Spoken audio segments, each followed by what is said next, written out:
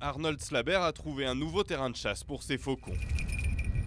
Ces prédateurs ont été recrutés par le stade de Port Elizabeth pour faire la chasse aux pigeons, rats et corbeaux, évitant ainsi le recours aux poisons chimiques. Quand vous utilisez des insecticides et des poisons qui ne sont pas spécifiques à certaines espèces, vous tuez énormément de prédateurs naturels qui ne sont pas un danger.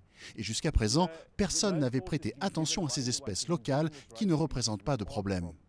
Les faucons de Port Elizabeth sont un symbole de la volonté affichée par l'Afrique du Sud de verdir sa Coupe du Monde. Mais le pari était perdu d'avance et la facture environnementale s'annonce salée.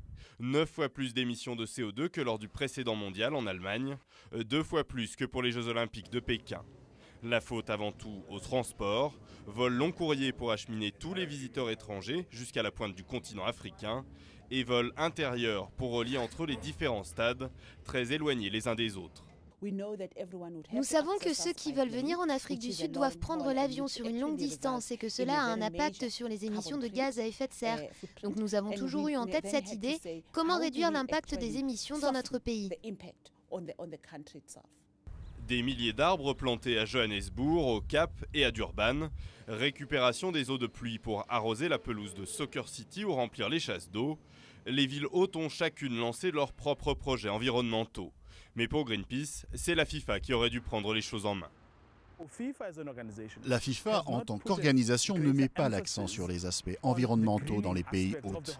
Il regarde les aspects logistiques, les aspects financiers, mais il laisse de côté l'aspect environnemental.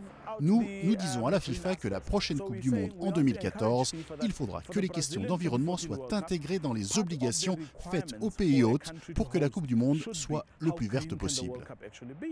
Mais les organisateurs du Mondial 2014 l'ont déjà reconnu, le Brésil est encore loin d'être prêt. La course contre la montre pour terminer stade, route et aéroport a déjà commencé. Et comme en Afrique du Sud, il y a peu de chances que l'environnement en sorte vainqueur.